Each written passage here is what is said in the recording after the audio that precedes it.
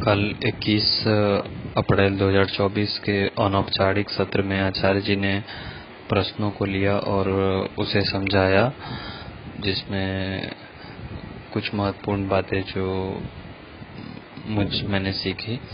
पहला कि जो हमें प्रश्न मिलता है तो हमें उस प्रश्न को पूरी तरह से सुनना चाहिए, और अगर हम किसी के सामने अपना प्रश्न रख भी रहे हैं तो बहुत उसे स्पष्टता से रखनी चाहिए।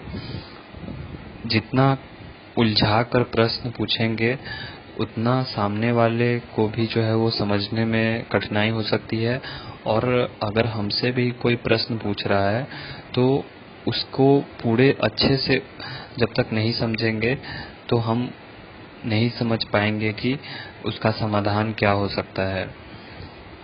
फिर एक जो लोक धर्म की बात आती है, जो आम हम लोग देखते हैं कि धर्म के नाम पे क्या चलते रहता है, वो वास्तविक धर्म नहीं है। वो वेदांत और उपनिषद उस धर्म की बात नहीं करते हैं जिसमें कर्मकांड ही सिर्फ निहित होता है, और धर्म के नाम पर जहाँ पशु बलि और प्रकृति का हनन ही किया जा रहा हो, उसका वास्तविक धर्म से कोई लेना देना नहीं है।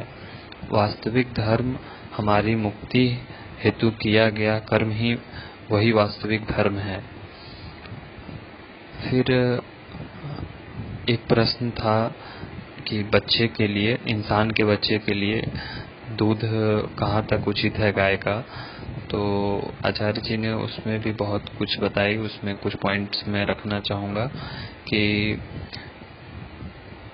एक प्रजाति का दूध दूसरे प्रजाति के लिए अनुपयुक्त है, इसलिए इंसान के बच्चे के लिए भी इंसान के दूध को छोड़कर और किसी का दूध भी सही नहीं होगा।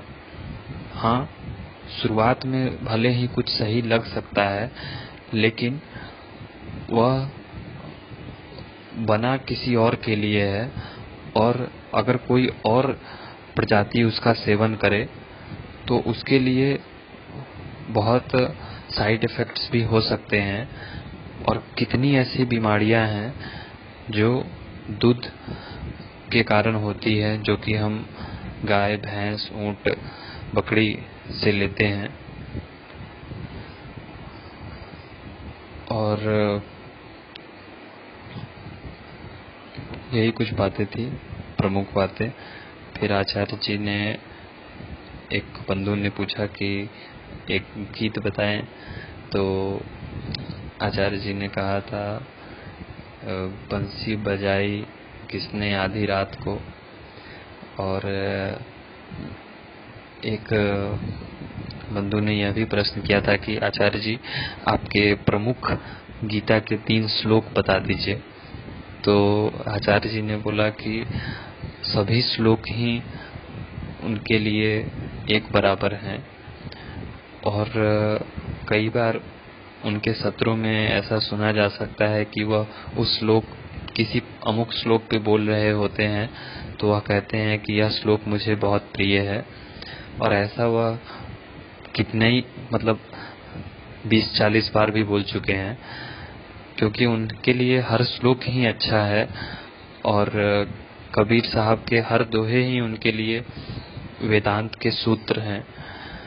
तो इसलिए यह कहना कि पूरी गीता के कुछ चंद 5 श्लोक जो है वो उनके लिए काफी पसंदीदा है, तो यह उचित नहीं होगा।